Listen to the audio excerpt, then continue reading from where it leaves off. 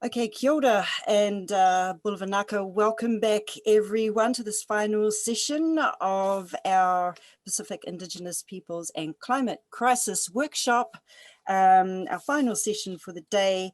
And we will be looking at the subject of raising awareness and defending Indigenous people's rights. So throughout today, we've heard so many situations that need defending, and we're asking the question, how can we bring accountability to our local communities for violations of our human rights, our environmental rights, and so on?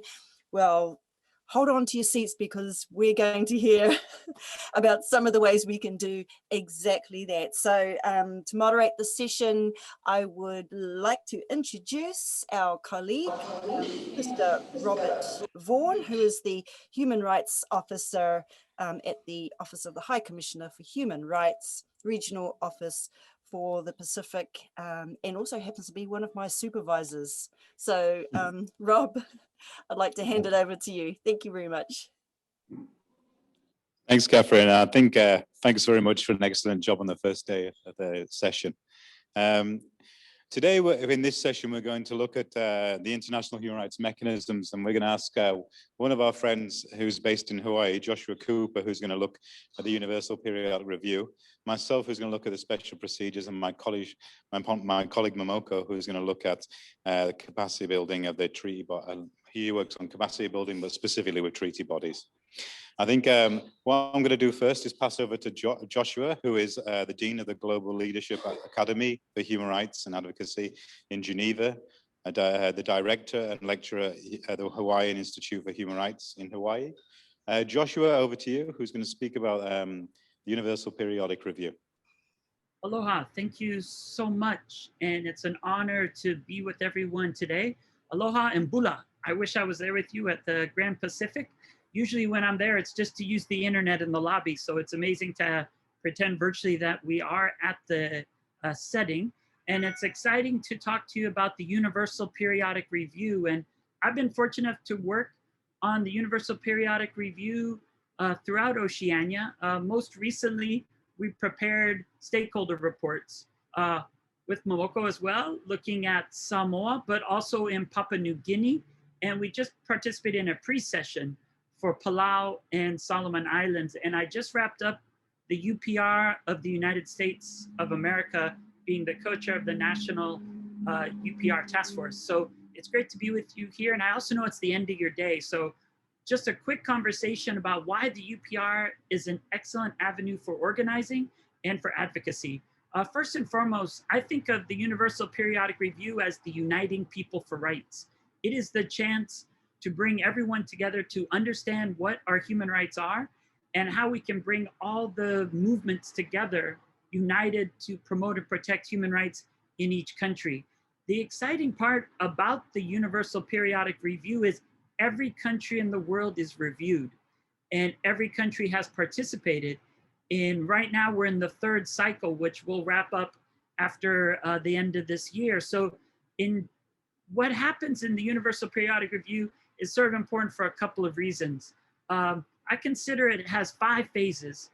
The first one is the preparation phase, and that's where we, the people, get to put our perspectives forward, and we submit the first stakeholder reports. So the first area I think we want to look at and why it's important is it allows communities to be able to take their issues to the capitals, to take it to the global civil society, and get the recommendations they need to realize human rights at home.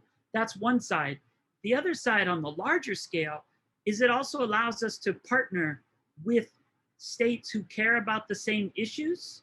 And I would say really coordinate champions to then make sure that civil society at home is supported at the global level as well. So we'll talk about both those aspects. Has anyone in the room ever participated in the UPR? I see everybody there. I'm trying to look if any hands go up or any movement. Any hands? I see Kathy going. No, I see some feet shuffling when there's Zulus. That's good. But no, not too many. Am I reading it right, Rob? Yeah, no, there's a couple of hands from the room. Yep. Okay. It's just when they pan, it was hard to see. So a couple hands. And so the first phase of preparation is important. It's really education of what is the UPR.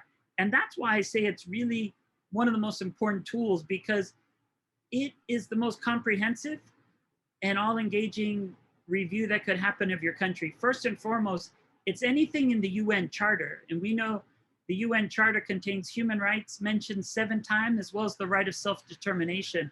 And that's absolutely essential regarding the climate crisis. Second, it's anything that your country's ratified, any of all the human rights core 9 treaties. So that's the International Bill of Rights, the Covenant on Civil and Political Rights, the Covenant on Economic, Social, Cultural Rights, CEDAW for women, CRC for children, disability rights, everything you can imagine, it's there and can be covered. So anything your country's ratified. Then it's also anything a UN agency has said about your country. So I heard Willie talking about FAO earlier in Vanuatu. So any UN agency, UN Women, UNICEF, OHCHR, in reports, anything that's been written about your country, you can bring up again. And then the other important point, anything a special procedure, which I know my colleagues will get into and elaborate on, any one of those 44 thematic rapporteurs or independent experts or working groups, if they've said anything, you can bring it up there. And not just when they visited your country, but in their thematic studies as well. So it's really comprehensive. And so I know for our country that didn't ratify a lot of treaties, we can even use things in the Universal Declaration of Human Rights. And so since our country hasn't ratified the Covenant on Economic, Social, Cultural Rights, this is our only chance every 4.5 years to do this review. So the UPR is exciting for that reason. It follows a calendar, so you know it's twice in a decade that you can put pressure on. And the exciting thing is, like I said earlier, the preparation phase, that's a chance for us to collect our collective wisdom, compile it into stakeholder submissions, and then clamor for what we care about. So those are the 3 C's in the preparation phase. And that really leads up to the deadline when your stakeholder submission report is due. So just recently in Papua New Guinea, we partnered with Diplomacy Training Program, and we did a whole month training twice a week for 2 hours each time, and assisted over 24 civil society members to create their own stakeholder reports. This is your chance to write a 5-page report by yourself or your NGO, or a 10-page collective report if you're in a coalition. So it's really your chance to prioritize what you care about and put your agenda up there. It's beyond just our naming and shaming, it's framing and claiming the rights we care about. The second phase is interaction. And I call those 3 C's: collaborate, coordinate, and communicate. You then break down your 5 or 10-page document into a 2-pager. That's just what's the issue, linking it to any article of the UDHR, the UN Charter, or one of those treaty bodies your country's ratified. The question you really want put to your country, right? What's the question you really want? And then finally, what's the recommendation? It's our chance to really get to create those smart recommendations, specific, measurable, action-oriented, but most important, the language you need that reinforces what you've been saying and what you know is wrong in the country and how you need to improve. The exciting thing about the interaction is then we go beyond our community. If we're in Suva and if we're in Fiji, we would reach out to all the different missions and all the governments that are based there and host them at GPH or at University of South Pacific, and have a consultation where we share with them and speak to them and give them that information. And this is what's most important. We, the people, are the ones that are the experts, because while every country is reviewed, no one knows everything about your country like you do. So the most important piece in this is that we, the peoples on the ground, and the indigenous peoples who are directly impacted, are speaking directly truth to power and sharing specifically what recommendations need to happen. And so this is exciting in the Oceania because we can really coordinate together. And then what's exciting from that part is also in this process, you can go to the Human Rights Council prior. You can also host new things. We've done new things we never imagined before. We called things the Serpentine Session. It's a cafe in the Palais de Nation. And we pretended we're there in Geneva, but we were still in Hawaii. in our homes like you are now, and many of you across Oceania and the Pacific. And we met with them and gave them all the information they needed. And we also, in a way, we shop for states in this interaction phase. We find out which states are champions of which issues. If you're focusing on gender, which I heard a lot of comments about earlier in the day, really, Norway is amazing. They always want to ask the best questions and make the strongest recommendations. So what you're doing is matching up the people on the ground at the global level with the states that care the most. And it's a great relationship for the UPR, but even beyond. When you want partners, they know then that it's not someone applying for a grant, but someone who's always working as an agent for change in their community. And so that really leads all the way up to the review, which is the third phase. That's the consideration. And the third phase is connecting, contacting, and really circulating. What we do there is that's when your country's being reviewed for over 3.5 hours.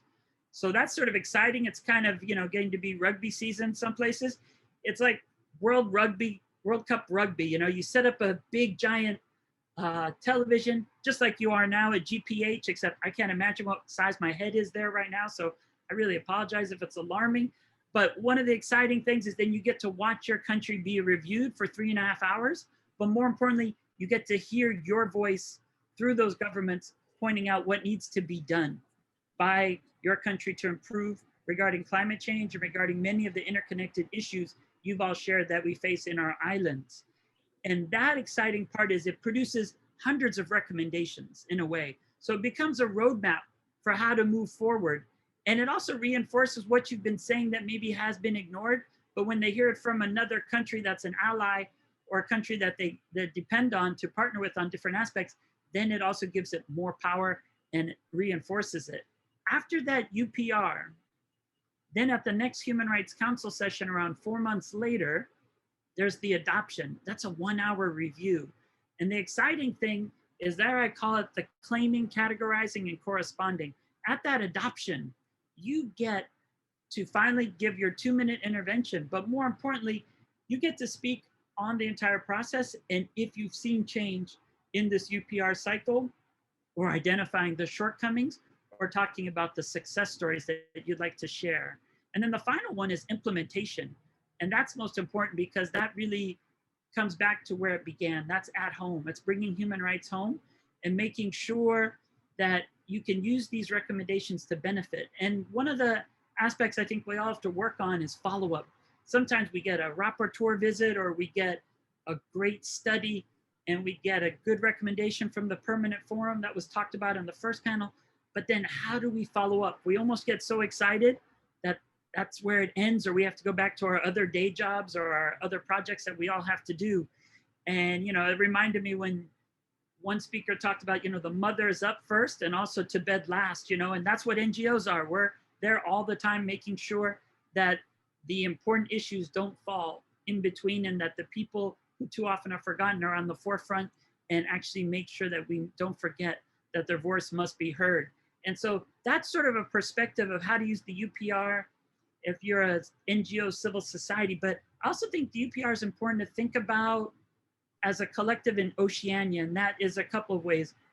Not only when our Pacific countries are being reviewed, but also when other countries are being reviewed who have really bad nationally determined contributions under the Paris Agreement, or who corporations are operating in our homelands. I think that's the time that we should also put pressure on them. So one good example was during the review of the United States on November 9th, different Pacific Island countries, Marshall Islands, talked about the nuclear testing legacy and toxic waste. Fiji brought up the issue of our carbon footprint. So it's also a chance for all those 193 countries being reviewed that they don't forget that Oceania is really on the forefront of the climate crisis, and that if they want to continue with their current economic model, it's the people of the Pacific who will be directly impacted first. And today it's Tuvalu, but tomorrow it's you. And we have to remind all those countries. So the exciting thing is in this next period, in really 5 years from 2022 to 2027, we can put questions and make recommendations to those countries that then considers the impacts that happen in Oceania. So I think you can organize on both levels for each review of our own countries to make sure that our countries do everything they should to respect and protect and fulfill the rights to their own peoples, but then also for us to use it as a tool to keep climate change on the global agenda and make sure that that link between climate change and human rights is heard. And when we look at climate change and human rights and we look at what we can raise through the UPR, it's first, of course, the right to water, which we've all identified as absolutely sacred. And of course, really how Hawaii, we define wealth as vai, which is water, water. And so it's important that right to water is always raised in all these reviews. I love the example of the bamboo and the other traditional technologies to hold the water. We have those here in Hawaii as well. Second one is right to food, because you see the salinization of the land. And I was there with Robert in Tuvalu, and you could see actually the salt water percolating up, and you can't really grow kalo there. And so that's a huge situation. So the right to food, but in Oceania, it's a double. It's also the acidification of the ocean, and then the coral bleaching, and then losing all the fish from those reefs so close to our shorelines. And so that's the other. And then from there, it goes to right to health, because once we have to introduce the Western diet, then the impacts. But most importantly is also the right of self-determination. And that's that issue. I see really climate change as a almost invisible next wave of colonization. And it's even more insidious than the other ones because you can't identify where that carbon bubble came from, but you just know that the water keeps rising.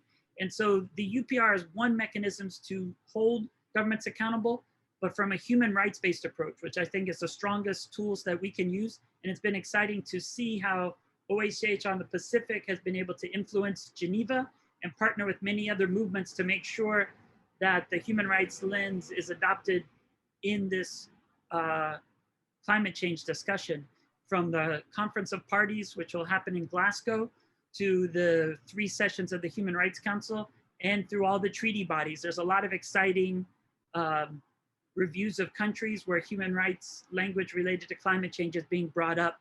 But I'll stop there because I really do want to have more of a dialogue, and I also know it's the end of a very long day, and I don't want you to miss the sunset outside.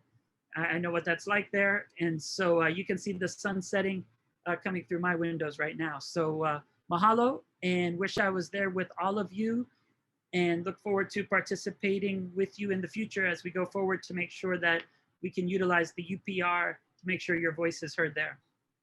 No. Thank you.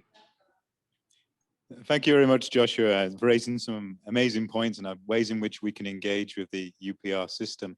I think what we're going to do is we're going to move the presentations fairly quickly so that we can actually have more time for Q&A, because I think there's a lot of information going to be unpacked, and therefore it'll be a good opportunity for us to, really work through any questions we have.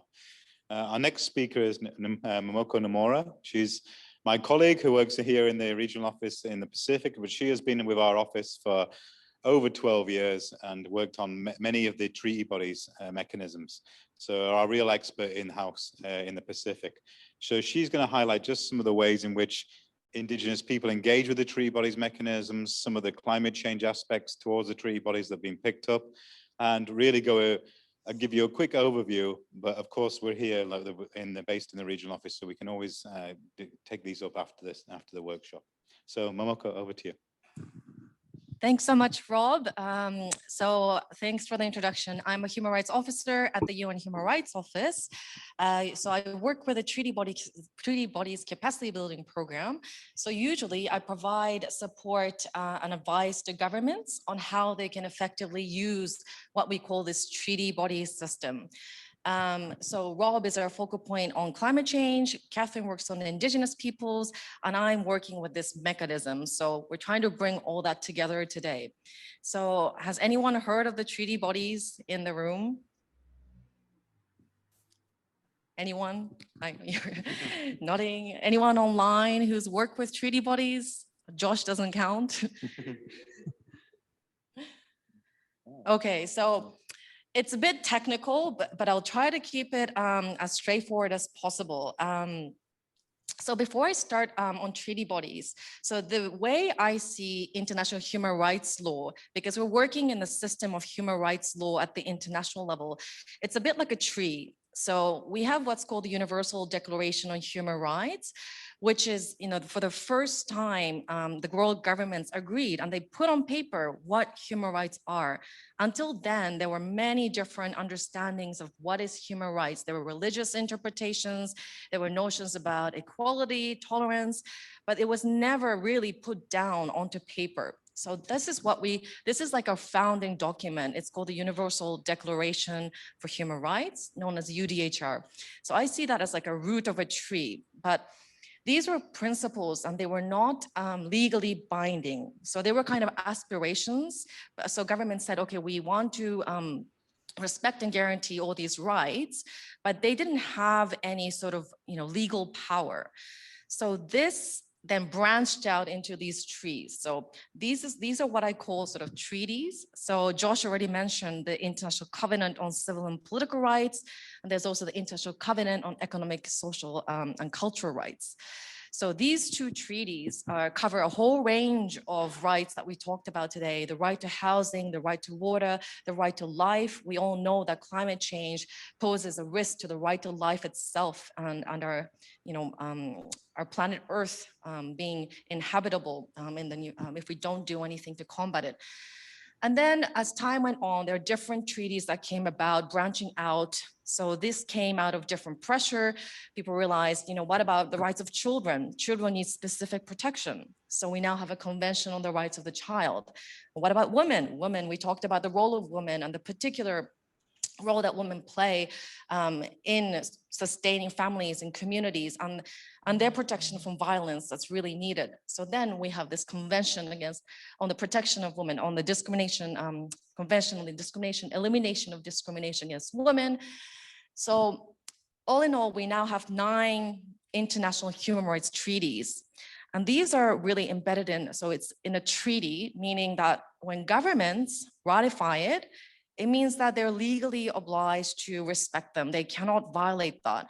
And they have to make sure that the national laws are also incorporate the rights that's in that international treaty, so that when your rights are violated, you can go to the courts and seek remedy. So for each of these treaties, there's a committee. So there are various committees. So for the ICCPR, there's a committee known as the Human Rights Committee. So there are committees established under each treaty to basically monitor how the governments are implementing the obligations that they pledged, that they ratified and said they'll live up to. So actually when I first learned about this, when I came out of university, I was quite mind blown because, I thought human rights are kind of these idealistic principles. We think they exist and it's really nice, but what happens to them? When I learned that they're actually these committees, these independent committees that regularly review what is your government doing, they hold them accountable. There's a system of accountability at that international level, which is really important because when at the national level, when it's not working, at least you have a backup system at the international level. And you have to make sure that again, the national legislation are consistent with those international standards. So what are treaty bodies? So they're independent experts. So each of these committees that I mentioned in this tree, so they're all composed of independent experts. They're not UN staff. A lot of them can be from academia, some are scientists, some can be lawyers. In the CRC, we have doctors who specialize in child psychology. So they're really experts who know the different areas, the subject areas that they're monitoring. So that's what kind of distinguishes it from the UPR. So I also wanted to put this out there so that there's no confusion. Josh spoke about the UPR just now. So this is the sort of map of what we have at the international level. So essentially, we have 3 main human rights mechanisms at the international level. So Josh spoke about the UPR. We also have treaty bodies, which is what I'm talking about now. And we have special procedures, which Rob will cover. So again, treaty bodies are independent experts and as are special procedures. So you heard from the Special Rapporteur on Indigenous Peoples, Mr. Khalid this morning, as well as the Special Rapporteur on Human Rights Defenders, Ms. Mary Lawler, who also spoke this morning. So they're independent experts who focus on specific thematic issues or country situations. So this is a global landscape. So as you know, at the top, you have the General Assembly. The General Assembly is like the club of all nations. So all the 193 governments are represented in the General Assembly, including Fiji, all countries, small and large. So this is a global parliament where everybody gets one vote. It's where all the decisions are made. And so the General Assembly then adopts these treaty bodies. And under the treaty bodies, they're what I mentioned as treaty bodies that are established to monitor compliance for that specific treaty. So I hope that's clear. So treaty bodies is, I think, one of the most technical and a bit more complicated to figure out of those three mechanisms, because there's so many different functions. And as I mentioned, these treaties came about, it kind of evolved one after the next, and each treaty body has sort of unique functions. But overall, there are 6 main functions that they can undertake. So I will only focus on 4 today, which is most relevant for climate change and Indigenous people's rights. But generally, as you can see on the screen, they can examine state reports. So it's kind of like the UPR, but they will go into a real in-depth questioning process with the government. So, when you just ratify a treaty or sign, it's not that you can forget about it. You have to regularly report back, and there's a system of monitoring how the government is living up to its obligations. They can also issue general comments, which is sort of like the leaves on the tree that I showed in the beginning. So you have these branches that are sort of these treaties setting out different rights. And the general comments provide more details about what does the right to life mean, for example, or what does it mean when we talk about the right to water? What is the government supposed to do? So those finer details are elaborated in the general comments. So a lot of treaty bodies, all the treaty bodies do that. They can also examine individual complaints. So if your rights are violated and you go to your national courts, but you don't get any remedies or it's not working properly, you can go to the international level. But some of these functions are opt-in, meaning that the government has to accept that. So I'll go into further detail, but here just providing an overview. There's also a system to submit a complaint from one state to another. It's called an interstate complaint. But again, governments have to opt in. This is a relatively new procedure that was only recently used. But you can say, for example, hypothetically, a country can say, we haven't done anything on climate change, and we're suffering the consequences, and our people are suffering human rights violations as a result, and can lodge a complaint against another carbon emitting country, hypothetically speaking. So that also exists. They can also conduct on-site investigations. So when they receive information from NGOs or individuals that there's really systematic and really serious violations of human rights that are going on, they can come and investigate that in a country. So until recently, I was working with the Committee on the Elimination of Discrimination Against Women, CEDAW. So I accompanied the committee to do a fact-finding after we received allegations of widespread domestic violence against women. So, and then those kinds of reports get published and with concrete recommendations on how to resolve those kinds of situations. And finally, there's another procedure called Early Warning and Urgent Action Procedure. Only 2 treaty bodies out of the 9 actually exercise this. So I'll go into that in more detail. So this is sort of an overview. What can treaty bodies do? This is sort of a summary of all the potential work that they can do. So I'll focus on the 4 that's highlighted here. So the first function is that, again, when they ratify it, that's not enough. They have to appear before the committee, and then really on the committee, the treaty body in question will pose a lot of different questions to the government delegation that usually comes to Geneva during a 6-hour dialogue. So they'll say, and that's after the state submits a report. So when you ratify a treaty, you have to regularly submit a report saying, what is the government doing to make sure that the rights are actually made a reality for its people on the ground. And then they invite the government delegation to come to Geneva. They pose a lot of questions. They have an exchange. And after that, the treaty bodies adopt what are called concluding observations, where they list the key concerns as well as all the recommendations. And compared to the UPR, it's very detailed because, again, these are experts in that field who really engage with the government. So they pick up on a lot of the recommendations are usually very rich.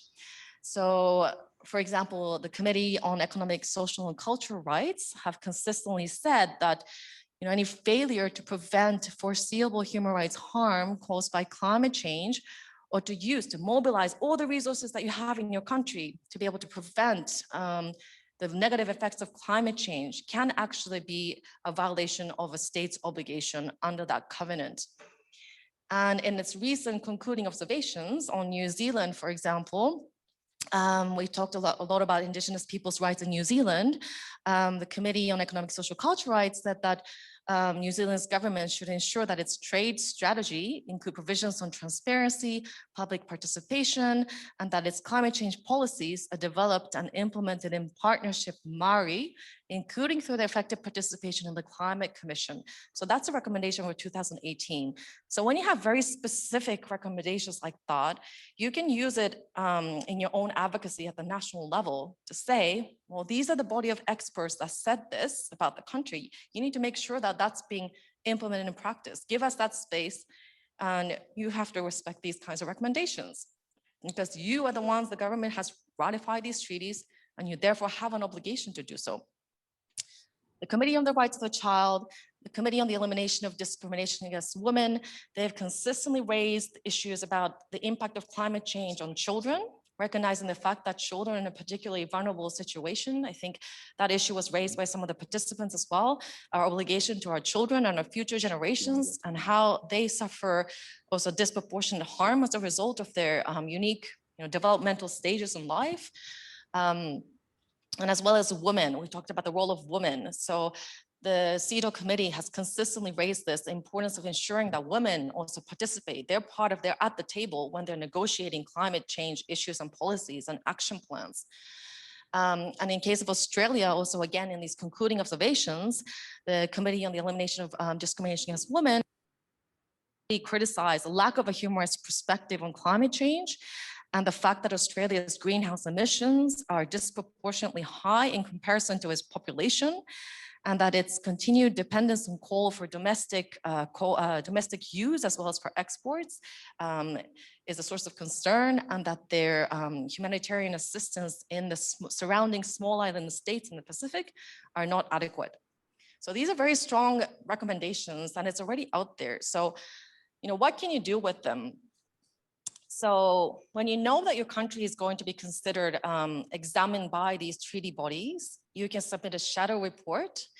So because when the governments report to these treaty bodies, they usually paint a very rosy picture. They say we're doing everything fine. They'll highlight lots of policies and plans and programs and laws, but it doesn't really look at, what are the real challenges and what is the reality of the situation on the ground.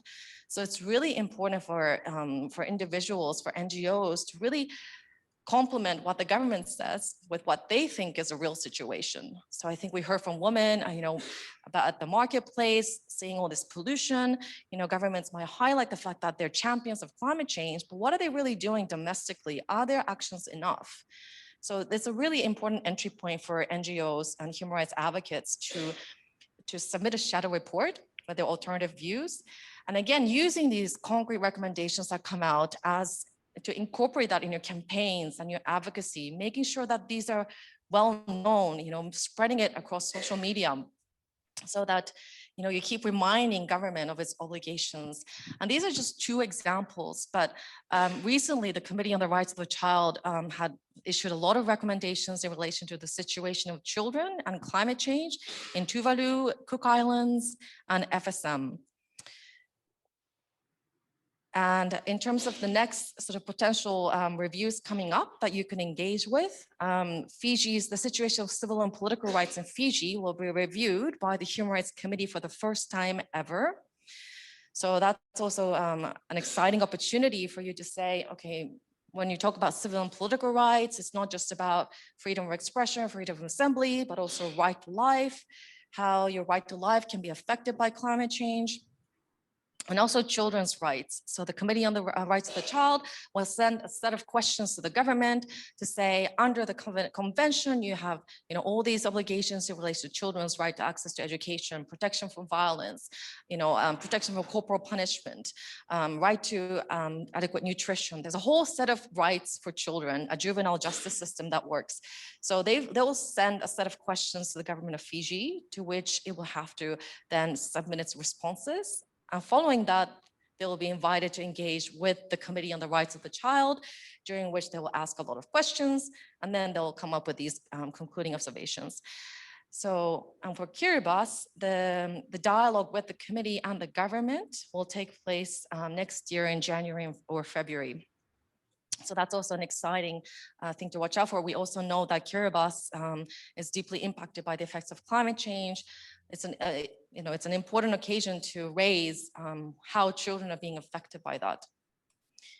So this is what's known as a reporting cycle. I don't want to get too technical about it, but so again, all these treaty bodies do this regular, they do a regular review of countries that have ratified that treaty to say, okay, how are they complying with their obligations at the international level? So it's a really important mechanism to keep ensuring that they live up to their obligations. So the second out of the 4 functions I'll talk about this afternoon is the general comments. So these general comments elaborate on the content of the specific treaty. So for the Human Rights Committee, there's an important general comment on the right to life, in which it says environmental degradation, climate change, and unsustainable development constitute one of the most pressing and serious threats to the ability of present and future generations to enjoy the right to life. And this concept of the right to life, which has traditionally been understood as, you're protected, your life is sacred, a police can come and shoot you, but this, for the first time, acknowledges that it doesn't have to be just a direct, threat to your right to life. It can be something intergenerational. It can be something long-term as well. And climate change and this terminology of the present and future generations has been something that's been used by climate change advocates. So this notion is extremely important. Again, the CEDAW committee that looks at discrimination against women and advocates for the rights of women have specifically recognized the disproportionate impact of climate change on women. So when the resources are being threatened and there's pressure on families, women might be more at increased risk of domestic violence that we kind of touched upon in the COVID-19 context. But also recognizing women as agents of change and women as holders of wisdom, the fact that they need to be, again, included and participate in these decision-making processes because they're so involved in their communities and have that wisdom to share. There's also a specific general recommendation by CERD. CERD is the Committee on the Elimination of Racial Discrimination on Indigenous Peoples, which spells out all the rights and the particular rights pertaining to Indigenous peoples, including this notion of free, prior, and informed consent that we've touched upon throughout the day. So there's a number of these general recommendations and general comments that elaborate on these new and emerging issues, because some of these treaties were adopted, many, many decades ago, but it's still able to elaborate and to respond to emerging issues like climate change, and then really elaborate on how that's linked to human rights and the specific obligations in the treaties. So again, CRC has mentioned how climate change is one of the biggest threats to children's health and has called for urgent attention on this issue. So again, what can you do with them? You can use the general comments, again, reciting some of these findings in your advocacy work. And you can maybe call for a general comment, joint general comment by all the treaty bodies, perhaps, because so far, all the different treaty bodies have kind of looked at it in very kind of isolated ways, you know, climate change of women, climate change and children, but sometimes these are all overlapping, you know, climate change doesn't affect people in a sort of neatly compartmentalized manner, you know, it's sort of cross-cutting. So perhaps it's useful to have an overarching joint general comment that would elaborate and really spell out what are the obligations under human rights law. And thirdly, almost halfway through, what they can do is to, the treaty bodies can examine individual complaints. So again, as I mentioned, when your rights are violated as a last recourse, you can take your case up to the international level. So has anyone heard of the case of Teitiota versus New Zealand? It's a man from Kiribati. It's yes, well, not I think not necessarily internal displacement, but he had sought asylum in New Zealand. Exactly, yes. So this is a man who sought asylum in New Zealand, claiming that because of climate change, his land has become uninhabitable, and he had sought refugee asylum or refugee status in New Zealand. But after having followed through all the legal proceedings in New Zealand, ultimately it was decided that he will be deported back to Kiribati. So unfortunately, he has been sent back to Kiribati. But it's the first time that the UN treaty bodies looked at a climate change case, and it's especially in relation to asylum cases, and it recognized for the first time that climate change can be climate-induced harm where there's a threat to life can be a grounds for seeking asylum. So in this particular case, that wasn't granted, but they did say it's a groundbreaking climate change case because they recognize climate change can be a grounds for seeking asylum elsewhere. And there could be future cases that would be decided otherwise. And there's a second case that's been considered by the Human Rights Committee, which is called, which has been lodged by the Torres Strait Islanders in Australia. We talked about their particular situation today as well. And I understand there's a speaker tomorrow who will be speaking specifically about this case. But essentially, as you can see in the photo, a group of 8 people from Torres Strait Islanders lodged a case against Australia. They're living in the sort of western part of across Australia in the strait. And they're saying that because of Australia's emission of carbon emissions and its failure to take effective measures to mitigate the negative effects of climate change, that they're suffering, that their way of indigenous way of life, their culture, their life, and their family are being destroyed. So they've lodged a complaint to the Human Rights Committee. So the decision is not out yet, but again, it's really exciting to see these cases come up and hopefully be ruled in their favor. And another case that you might, that kind of got quite a lot of media attention is the petition to the Committee on the Rights of the Child by 16 children by Greta Thunberg, but it's actually not just Greta Thunberg. I realized there's actually 3 teenagers from the Marshall Islands and 1 from Palau. These are all children below the age of from between 7 and 17 years old, who filed a joint petition to 5 countries saying that their inaction to prevent climate change harm is impacting children's, and that the children's rights are being violated. So when I first saw this case, I was just so amazed. I've never seen a case lodged against 5 countries simultaneously. But why do you think they targeted these countries in particular? Argentina, Brazil, France, Germany, and Turkey.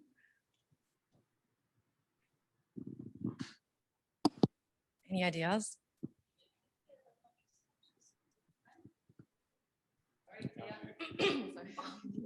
I think these are some of the powerful countries that actually sit in the UN Assembly, I think. Well, all countries actually sit in the UN General Assembly, but the key question is whether they have, again, ratified the relevant treaty in question. Yes. So, I mean, that's why they couldn't submit a case against the US or other, China or other countries that are perhaps on the top, list of, biggest carbon emitting countries, because again, some of the treaty body, it's an opt-in procedure. So the government has to accept this procedure. So that's a sort of limitation. You can't just file cases against any country. The country has to have accepted that. So I'll look at briefly the sort of overview of what that looks like in the Pacific. So these are the individual complaints procedures accepted by countries in the Pacific and under which treaties, just to give an overview. So many of them have accepted to receive complaints regarding violations of women's rights. That's CEDAW. CRC as well in the case of Samoa and Marshall Islands. But a lot of them have not actually accepted this individual complaints procedure. So that includes Fiji, Kiribati, Nauru, Niue, Palau, PNG, Tonga, and Tuvalu. But for those that have, we've seen again cases in Australia and New Zealand in relation to climate change. The other countries are also possibilities, but they haven't really been utilized. But it is a cumbersome process. It's, I think one of the speakers mentioned this morning about, seeking legal recourse and legal challenges is often very, it can be very stressful. It takes a lot of resources and time. These procedures sometimes take a long time to reach a decision because they have to go through all these, criteria of admissibility. So I want to speak about, sorry, before I do that, so just to sort of have an overview of what are the kinds of individual complaints procedures available in the Pacific. So again, CEDAW, so women's rights violations is sort of the CEDAW Convention. The complaints procedure is the most accepted, I think 6 countries. And at the bottom, there's the Convention on the Elimination of Racial Discrimination. So I wanted to highlight another procedure which is a bit easier to use in terms of filing petitions. And that's called the Early Warning and Urgent Action Procedure, which is exercised by one treaty body that's relevant in our current situation, which is the Committee on the Elimination of Racial Discrimination. So the Committee on the Elimination of Racial Discrimination has looked at the situation of Indigenous peoples systematically. They have a fundamental, the core work really revolves around protecting groups that have been fundamentally, that have been historically marginalized within societies, including Indigenous peoples. So all you have to do, if a government has ratified just this convention itself, without opting into this additional individual complaints procedure, it's enough for you to be able to submit a complaint. It's a sort of quick early warning sort of mechanism to say there's an urgent situation threatening the lives of certain communities, and therefore, you request the committee to take certain action, and they can either issue a letter to the government, they can refer matters to the Security Council via the Secretary General.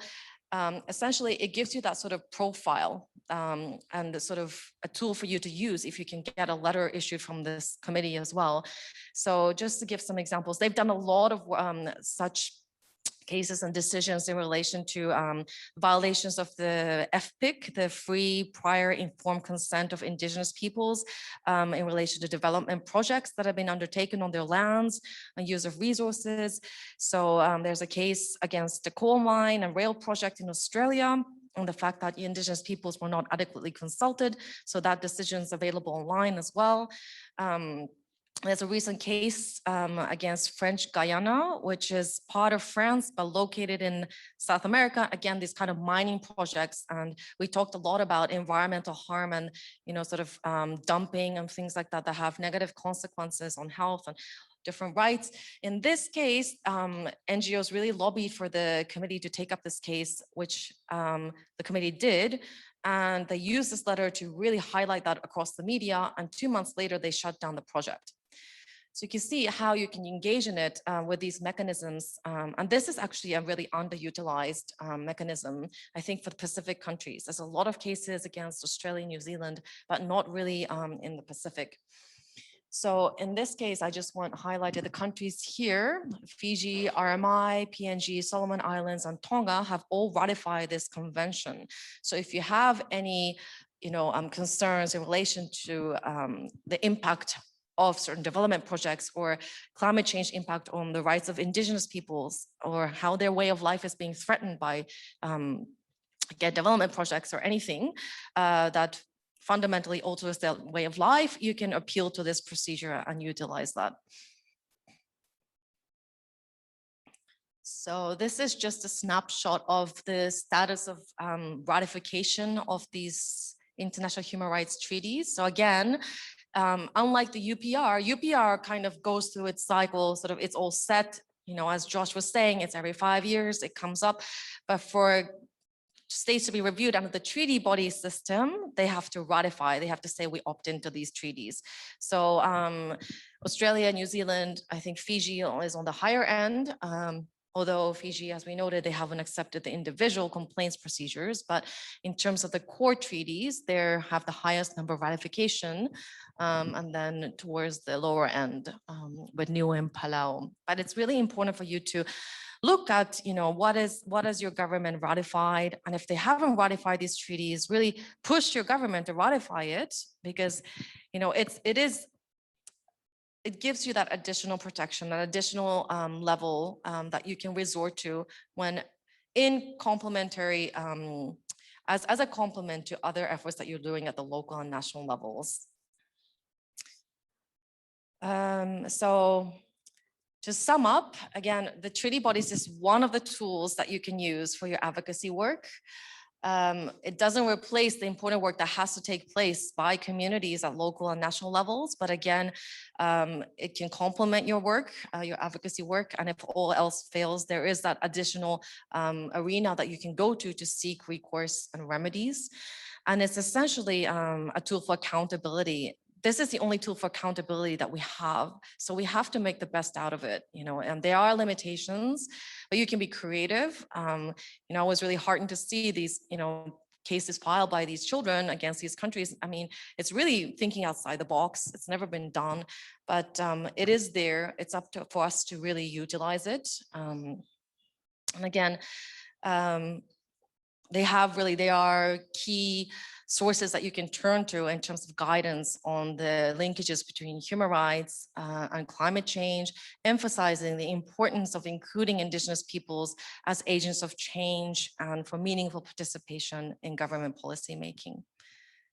Thank you. And sorry, before I go, I just wanted to share, it's a lot that I'm covering, but as Rob mentioned, we're here at the regional office, we help people engage with these mechanisms because, you know, it is complicated. So we're here to help. And there are useful resources if you're interested. They're available online. This book, this summarizes everything about treaty bodies. It has a lot of information. You can download that on our website.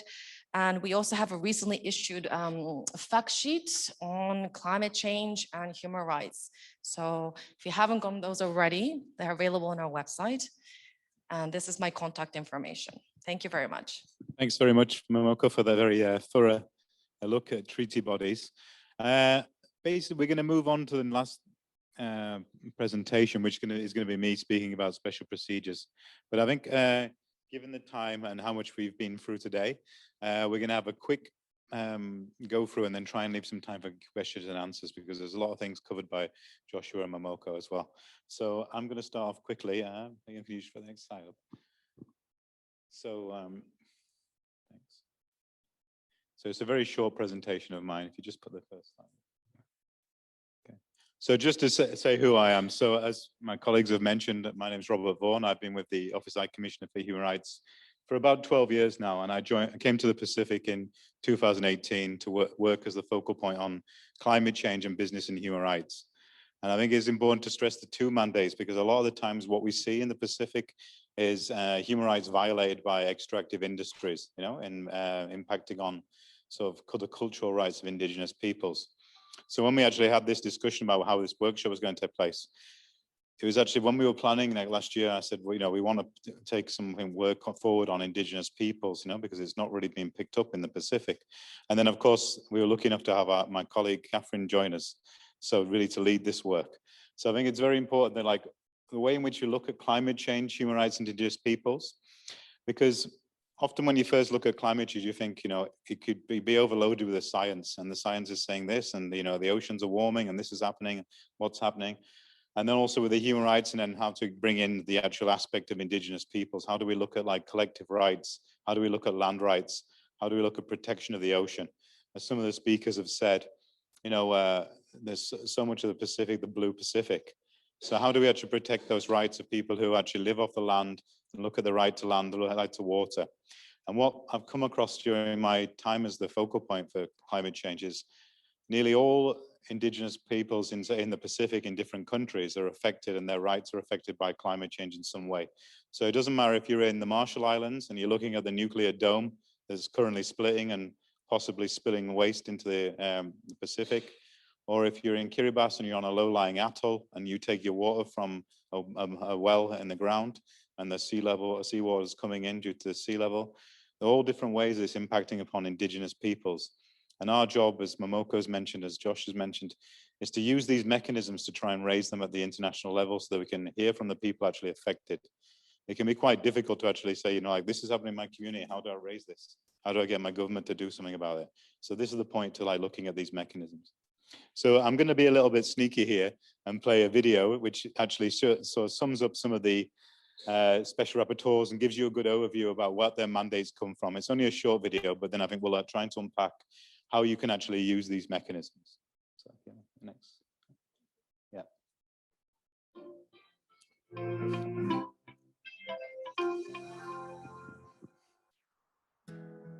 When the Human Rights Council decides a rights issue is so important that it needs a specialist investigation, it creates a special procedure.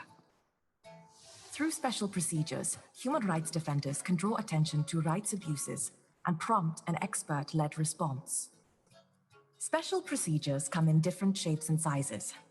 They can be an individual, known as a special rapporteur or independent expert, or a team of experts called working groups. In all cases, these experts are entirely independent. Not controlled by politics, they remain impartial and unbiased. This neutrality allows them to cover issues that might otherwise be deemed too politically sensitive for discussion at the international level. Special procedures can have a thematic scope. For example, the Working Group on Enforced Disappearances was created as a reaction to that particular human rights violation and examines the issue in every country around the world.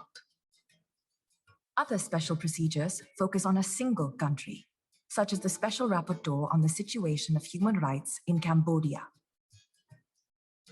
They embark on country visits, prepare reports, and raise concerns about individual cases or laws. Every year, the experts present their reports to the Human Rights Council. The reports include recommendations to the Council, to individual governments, and to other actors like businesses or NGOs. Special procedures can also issue statements and press releases, thereby increasing scrutiny or awareness of a problem. Special procedures are one of the most powerful international instruments for confronting violations of the rights of individuals and particular groups. In the past, they have taken action against the killing of environmentalists, raised awareness of the challenges facing women human rights defenders, shone a light on abuses against LGBTI people, and helped to expose the risks faced by civil society in highly restrictive environments. So as a mechanism, special procedures are invaluable to human rights defenders. Their defined scope allows a precise focus on the issue. They are fast, flexible, and public. They can mobilize quickly as situations arise and react as they develop. Finally, they are open and accessible. The cases they raise, the countries they visit, and even the content of their reports are all strongly influenced by information they receive from civil society. As a result, special procedures are one of the most effective tools available to human rights defenders.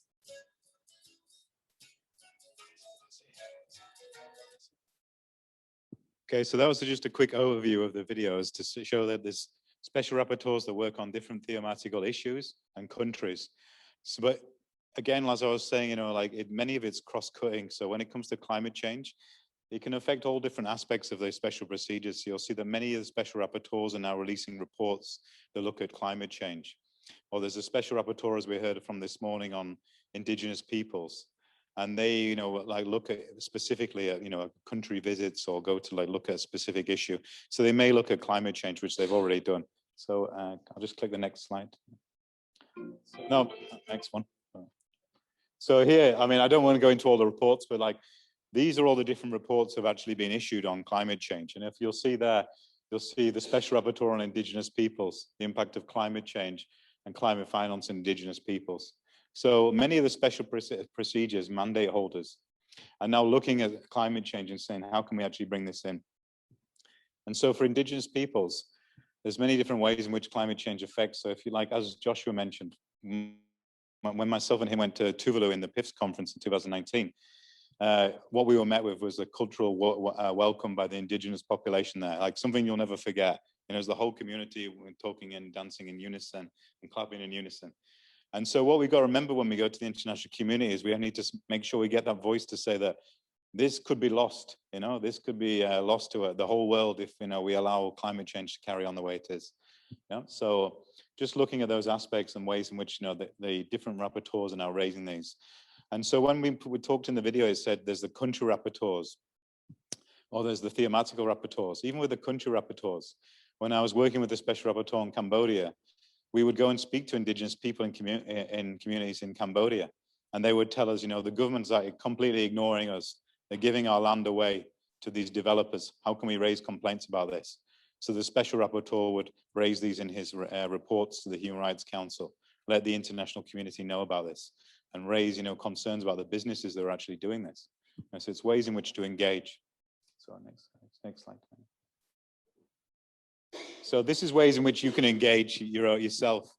And so what we'd see is, you know, there's ways in which you can advocate with your government and concert with the special rapporteurs and have country visits.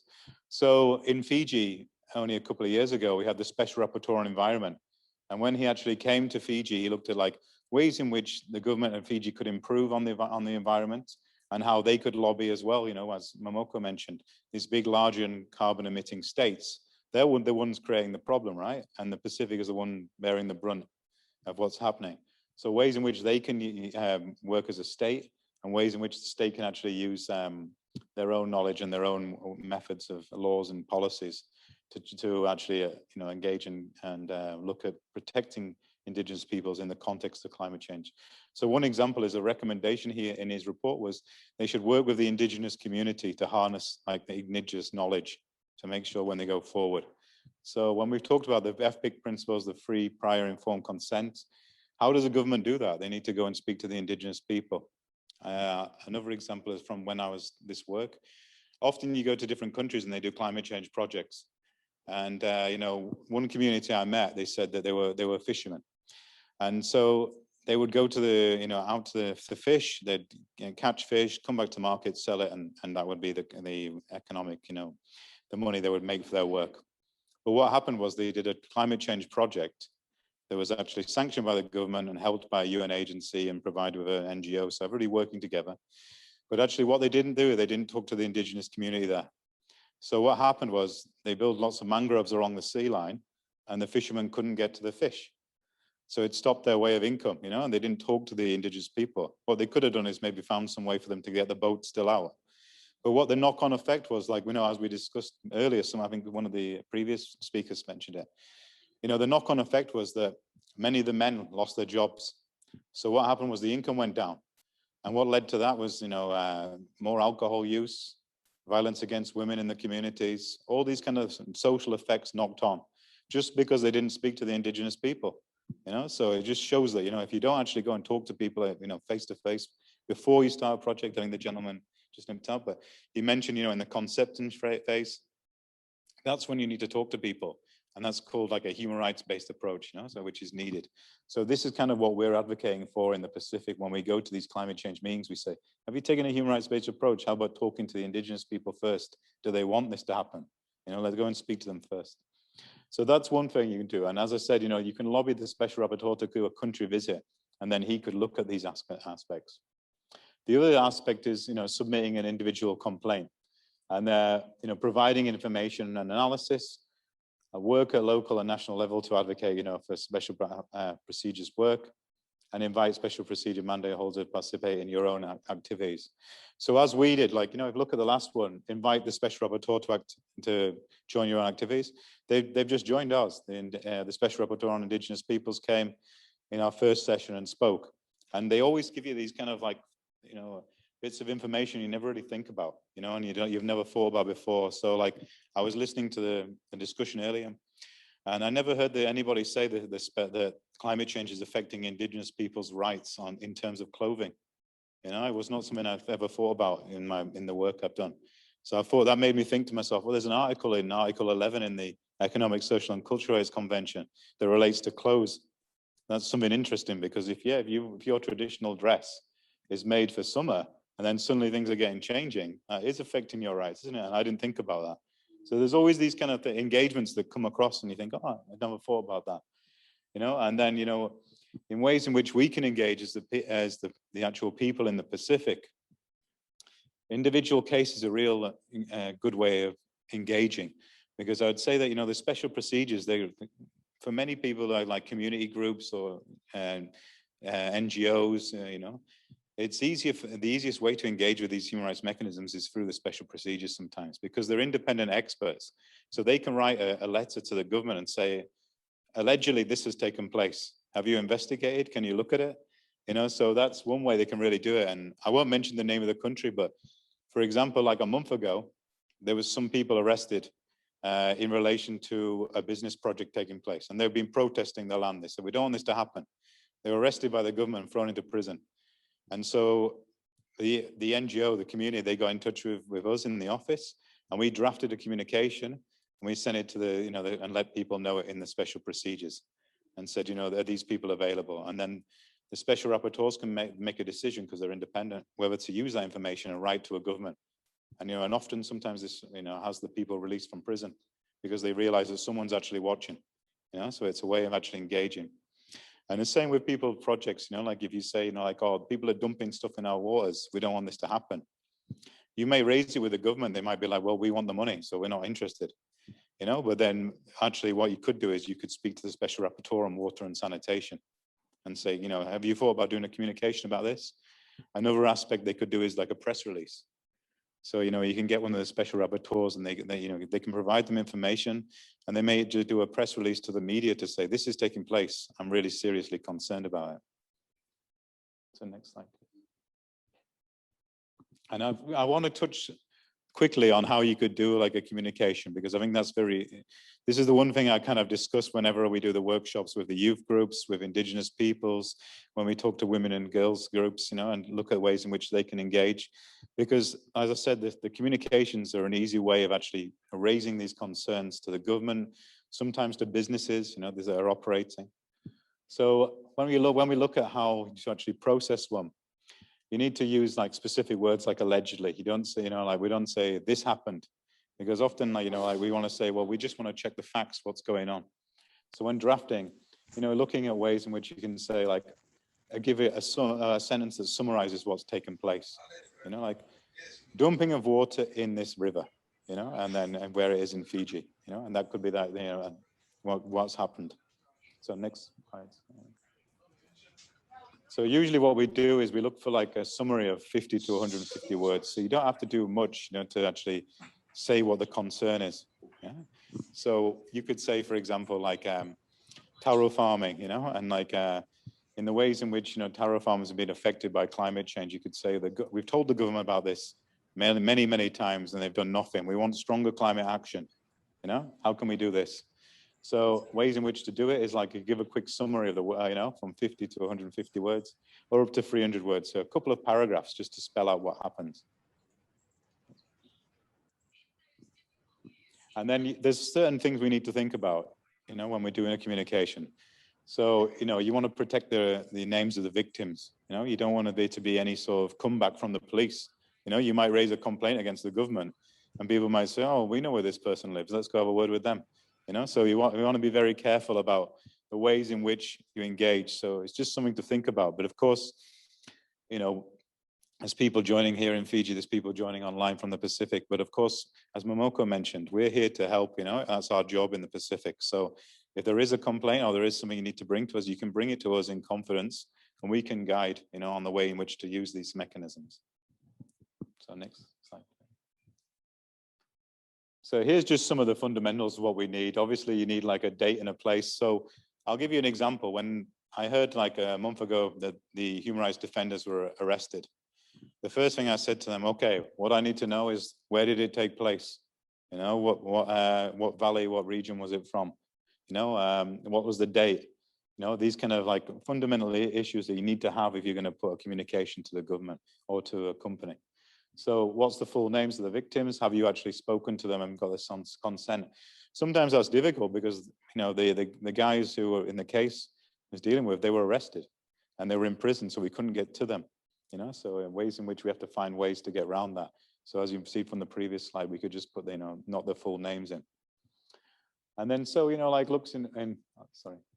Yeah, and then usually we give like a summary of what happened. So what we did was we just said, okay, tell me what happened. And they said, well, we heard that there's a company coming and they were going to dig up the land and they were going to use it to, sort of like plant these, cash crops, these like sort of rubber trees and things like that, knock down the vegetation and the proper like land that was there.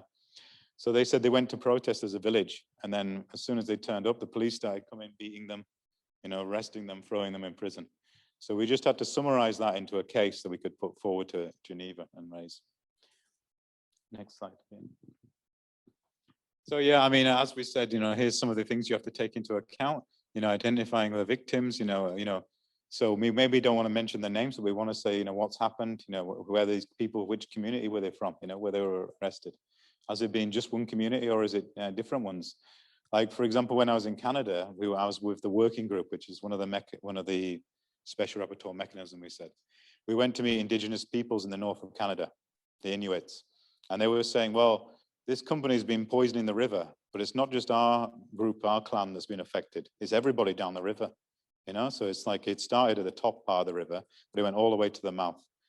So all the way from the source to the mouth, and that was affecting many different tribes who were living off the land and off the river.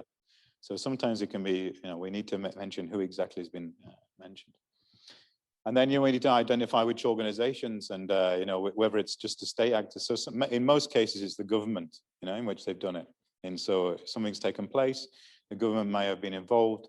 And that's why we write a communication to the government. But often, sometimes, especially if a business is involved, there's 3 people involved. So there's the government where it took place.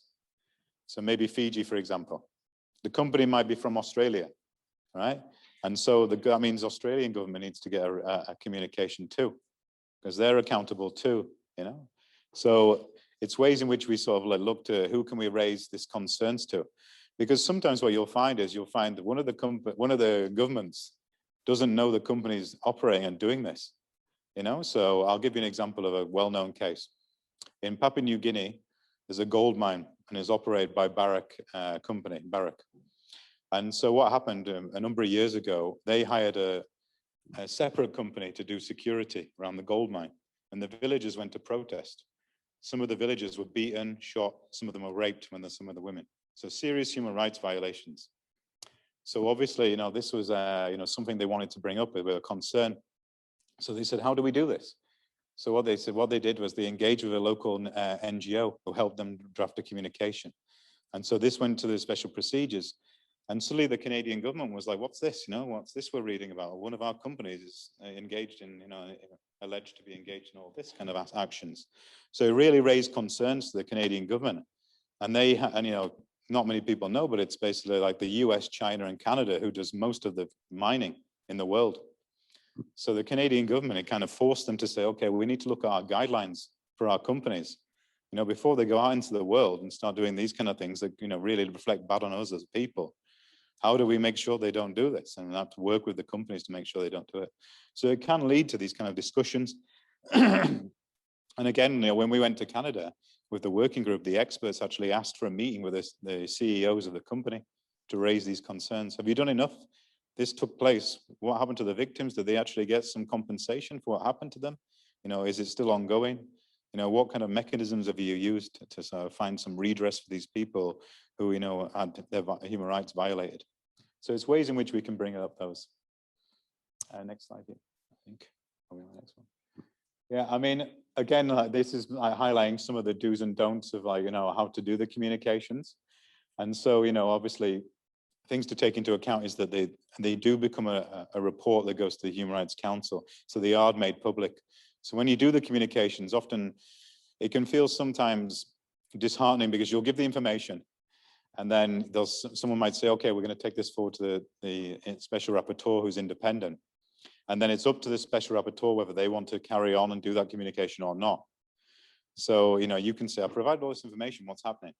And then, of course, there's a certain time limit that you actually, have to let the government to reply so it doesn't become public. But after a number of months, it does become public. And so you can see where the communication is. And then so that's quite useful because then you can say, this happened before, is it been addressed again? So there's a number of communications that go to Fiji, for example, and eventually they're made public. And then you as a community can say, okay, look, this was raised and we haven't seen anything from the government. So what, have they done this? Same with the special rapporteurs. So we had the special rapporteur on environment visit Fiji. They gave a list of recommendations and the government listened to them and said, okay, we'll look at your recommendations and we'll implement these. So ways in which we as a community to hold people account can say, well, have you done these now? It's been 2 years. Have you actually looked and made sure that you include Indigenous voices in your climate change policies? How have you engaged with them, and looked at these different aspects, particularly in policies and laws. And I think, one way in which the Pacific can lead on this is right now there's a discussion in the Human Rights Council, and it's led by the Marshall Islands, to actually create a new mandate holder so the Special Rapporteur on Climate Change and Human Rights. So now they're actually lobbying the Pacific as a group to actually go and ask other countries to say, oh, we want to create this mandate so that this person who's an independent expert can actually go around to different countries and say, okay, now I'm going to investigate and look at the different ways in which your climate action either needs to be improved or you need to make measures that can actually benefit people. So that's what some of the special rapporteurs do when it comes to looking at it. And I think all the different special rapporteurs in some way can touch upon, climate change and Indigenous peoples. Another example I'd give you from when we went to Canada is, I think it was mentioned earlier by one of the participants when they talked about the mining corporations, when they come in, and suddenly you have this influx of maybe 5,000 men coming to a village where you are, who's not used to having these outside people. So in Canada, for example, they had a situation where they had 5,000 men, because mining and this kind of extractive industry is well paid. Many sort of blue collar men coming from the cities in Canada to Indigenous communities who've never met before. Suddenly they have a ton of money, they're there, these kind of things. So many of the social issues, popped up as well, So you had sexually transmitted disease go up, you had prostitution go up, alcohol abuse and drug abuse go up. All these kind of knock-on effects that the company and the government hasn't taken into account when you just have an influx of people into the community who's not used to dealing with these people, and in many cases didn't ask them to come in the first place. So how do you take a good action? And so what the special rapporteurs of the Working Group on Business and Human Rights did was said, next time you actually have extractive industries and you look at the environmental impact, you need to also look at the social impact of what a big project would do in communities, and how people would be affected, this kind of thing. So there's some good, kind of key recommendations they can give. I'm quite aware of the time. I know we've gone over the time. I'd love to talk more about this. But so I think what we'll do right now, as I'm moderating, is maybe we can throw out to the floor, and anybody, if there's any chat from there. Oh, there's one from there. I will go to the chat box first for questions, and then I can maybe pass to my colleagues, Momoko and Joshua. And I'll be happy to answer any more questions as well. And then we'll come back to the floor for any questions. So thank you, Manaka. All right. Yep. Thank you very much, Rob. There's one question from Willie Mizak from the chat box. So free, prior, informed consent is a process that the Pacific government needs to apply in all development processes. How can OHCHR assist governments in the process or with capacity building for governments? Yes, thank you. Momoko, how about I pass you over to that one? Yeah, actually, maybe that would be a good question for Catherine, as Catherine's one of our specialists on free, prior, and informed consent. Catherine, would you like to take that one? Kia ora. Yes, it's always good to take an opportunity to throw your 2 cents worth, and you should take the opportunity when it comes. But I think the areas that have been covered by our presenters really speaks for itself. The issue, though, is capacity. So in governments, we might be surprised at how ignorant, not in a derogatory way, but just technically, that many of our officials still are. So they themselves need some capacity building. And they also need to recognize, we talked about knock-on effects. So we have many of these companies and businesses, we've had cases about that spoken about today that are directly causing violations. The truth is there's a picture behind that, which is the government that is creating a legislative or regulatory framework that actually enables companies and businesses to, violate Indigenous people's rights. So it's actually a high level and at the coalface sort of scenario where people need to be educated. There needs to be enforcement mechanisms built in, because it's very all well and good to have something in policy or legislation, but if there's no government follow-up as well, and even the manner that governments follow up can be still quite biased and racist, we could look into that.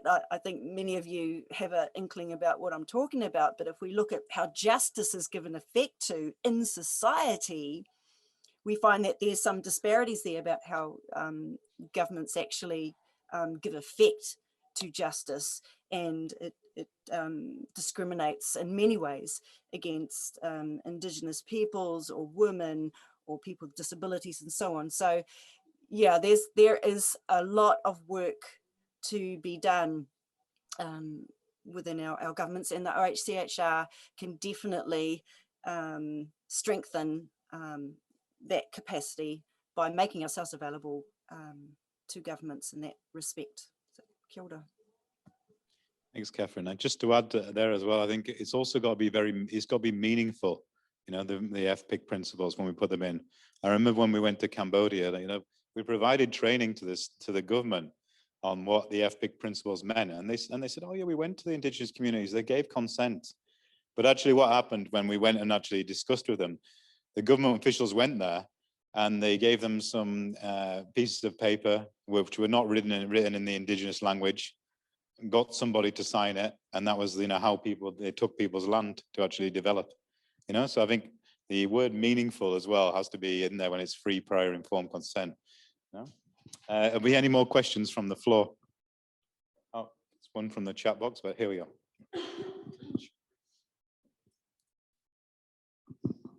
Oh, sorry. I wrote my notes here, sorry. Chilo, thank you. Just a few of the things that I wanted to ask. First, I want to comment on one of the things that Momoko shared about having women to be involved in policy-making spaces, because knowing that they're experts in most of the field in inshores, marine resource management-wise. Just saying from the perspective of a youth, if we could be engaged as well in those policy-making spaces, knowing that we're going to be leading the next generations, not only to be part of the planning, but also in the implementation and also monitoring and evaluation. It did also mention about share a report, which got me really curious. I wanted to ask as to, do we need to submit a application in order to have a share a report? And also, do we have a national repertoire? Thank you. Thank you for those questions. Yes, participation for all. That's a key human rights principle, right? Participation, accountability, non-discrimination, participation. Youth definitely should be also included. I was mentioning the specific participation of women because that was the Committee on the Elimination of Discrimination Against Women that really focused on the protection of women's rights, that elaborated on that particular concept in that general recommendation. But yes, definitely youth voices are so important. Committee on the Rights of the Child that work with children, also youth. They've consistently said how children are at the forefront of this fight against climate change. They've recognized that in a lot of their documents, and have consistently, I mean, children have a direct way of engaging also with the committee. They even organize separate sessions with the committee. So children actually come to meet them, and adults are not allowed in the space, and they have a direct discussion with the committee, and it's a really unique sort of method of engaging with children. So children and youth I guess are broader, but the Committee on the Rights of the Child in particular has emphasized that importance of children and youth in climate justice initiatives and engagement with the committee. In relation to the shadow reports, yeah, I mean, anyone can submit reports. You don't need any particular status or, for some of the mechanisms like the Human Rights Council, UPR, to take the floor and engage, you need this sort of special status accreditation.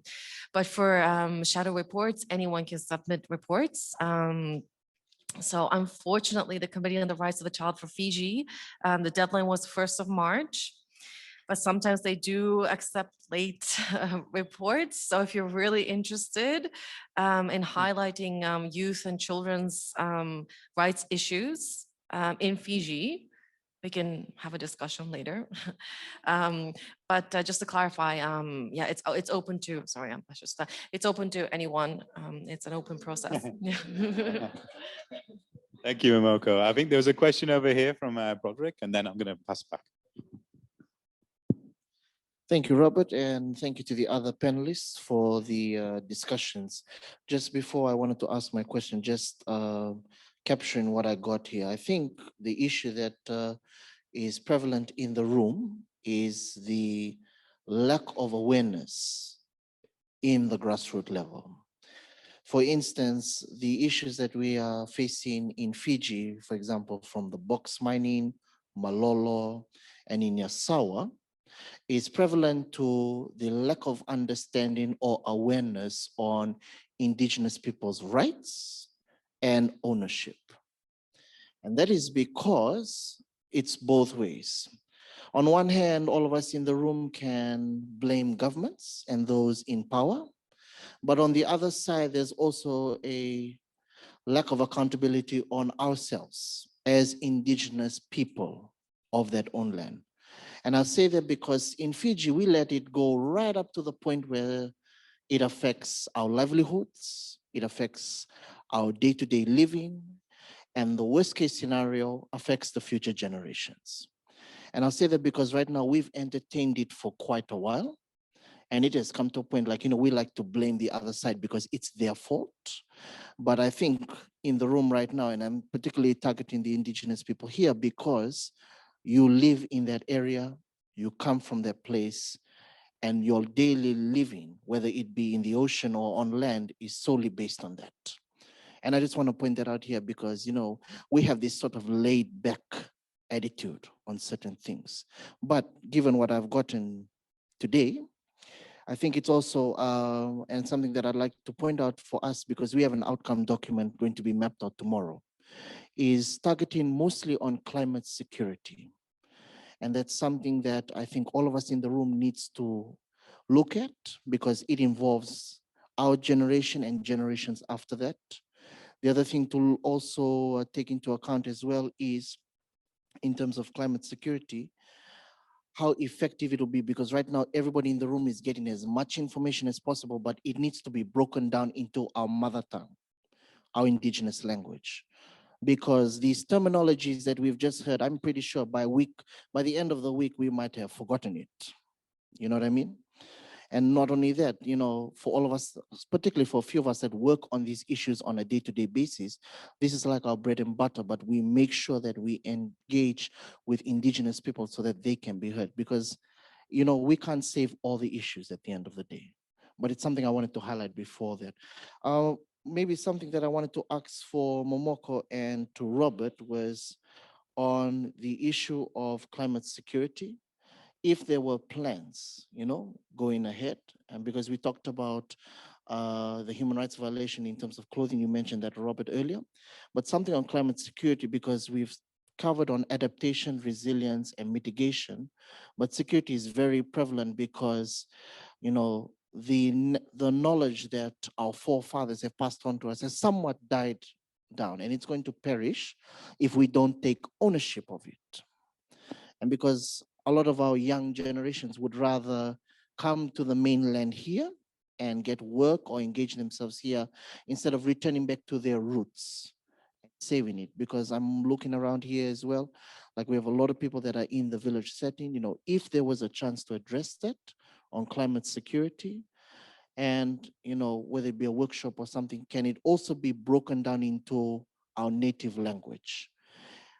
Because right now, these terminologies and these technical jargons, for us that work on this field on a day-to-day basis, we get it because it's an educated person's, tool.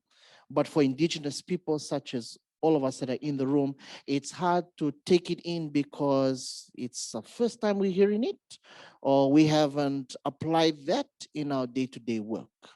So that's what I wanted to ask. Robert, thank you. Thank you. Maybe I'll speak quickly and then maybe pass over to Momoko, and then we can maybe go to Josh because he's still online. Just on the climate security, actually, that's quite an interesting coincidence. Just last week, sorry, on Friday, I briefed with the Department of Political and Peacekeeping Affairs in New York, the SIDS, the Small Island Developing States, all the ambassadors in New York. So we had the Secretary General of the Pacific Island Forum. We had many of the ambassadors there that actually take forward resolutions on climate security in the Pacific. So we raised the concerns of how human rights were being threatened, and how, when we talk about climate security, you're talking about a threat multiplier, right? So you're talking about the fact that, like, if poverty increases because there's less food, so the right to food's affected, yeah, suddenly there's this maybe social tension in the village. Some people have got food, some people haven't. So suddenly people start fighting over crops, and it can lead to social, tension, and like in some cases, political violence. I'll give you another example which we discussed just last week. When I was in South Sudan in the peacekeeping mission, people there were killing each other over crops and over, goats. So they'd go into a village, and the goats were to them worth more than people.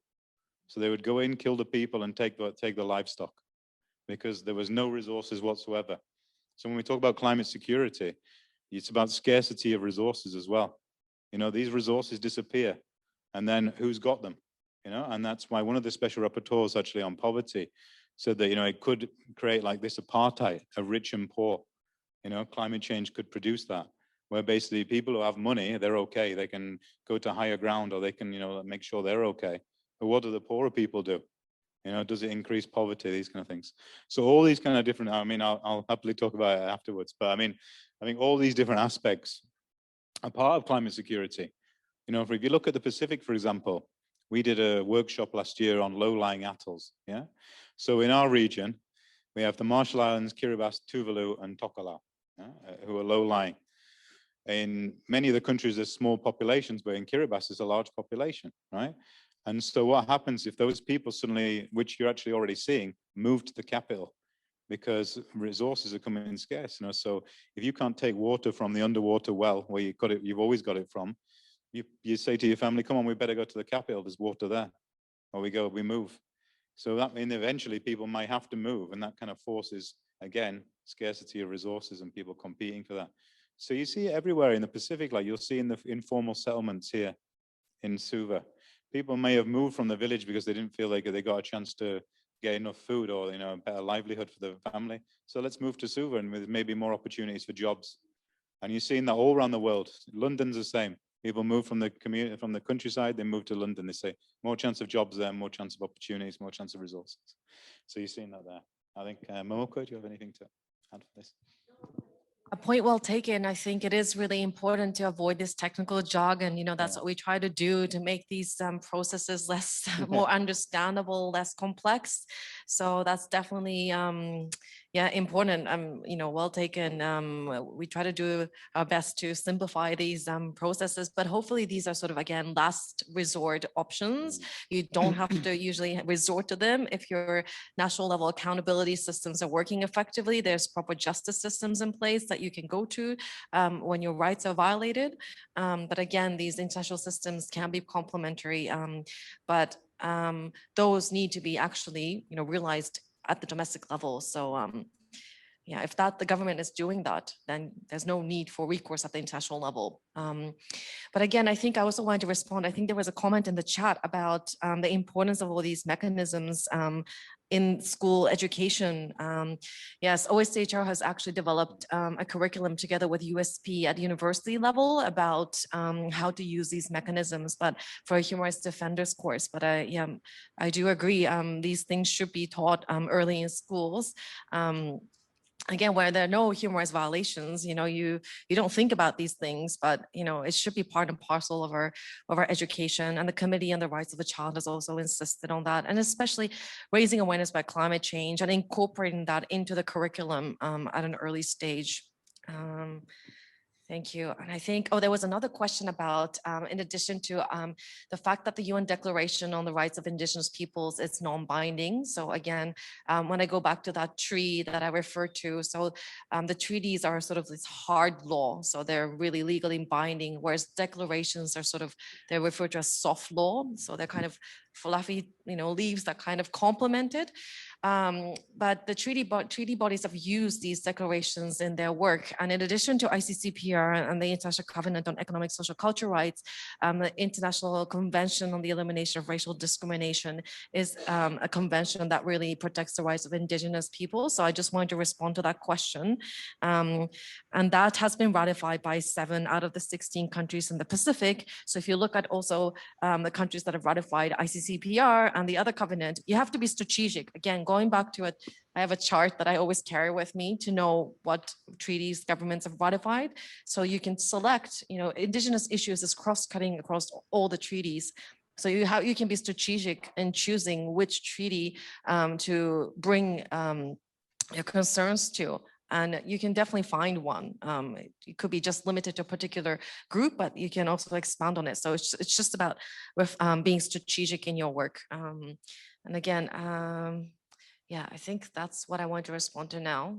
Thank you. Great, thanks, Momoko. I'm just aware that Josh is still online. I'd like to come in to bring him in, because Josh is an old hand that we've known each other for a long time, and actually he's been engaged with the mechanisms for a long time. So he's really got a good way of actually unpacking the jargon that was mentioned by Broderick earlier. So maybe Joshua, can we go over to you just for some final thoughts? Yeah, so no, I agree entirely what the last speaker was sharing from the audience. And it is true, like you don't want to just learn this UNese and then return back and be happy you understand it. And the rest of the people are going, what's he talking about, rapporteur? I thought it was a reporter, you know, and how come he has a new accent since he went to Suva this week? And so what we do is in Hawaii, we actually indigenize it. So for the Sustainable Development Goals, as an example, which are also all human rights issues as well, we've indigenized the SDG logos. And so for voluntary national reviews and voluntary local reviews, we actually indigenize the logos. So it's even in Olelo Hawaii, Hawaiian language, and also has Hawaiian symbols. And then we also localized it because we have many cultures as well. So we made a local version where everybody felt included, but we also have an indigenous one.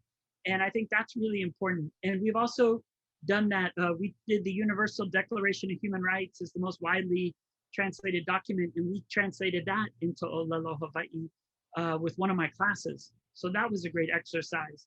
And so I think, you know, it is important to take it, and we've also simplified it. There's a great video we did where we did it just 3 words for each article of the UN Declaration on the Rights of Indigenous Peoples, as well as for the UDHR. So it's simplifying and making it accessible, and it has 46 different Indigenous peoples reading all the articles. So it's making it accessible. So because people know what their rights are, they just might not know all the procedures and processes.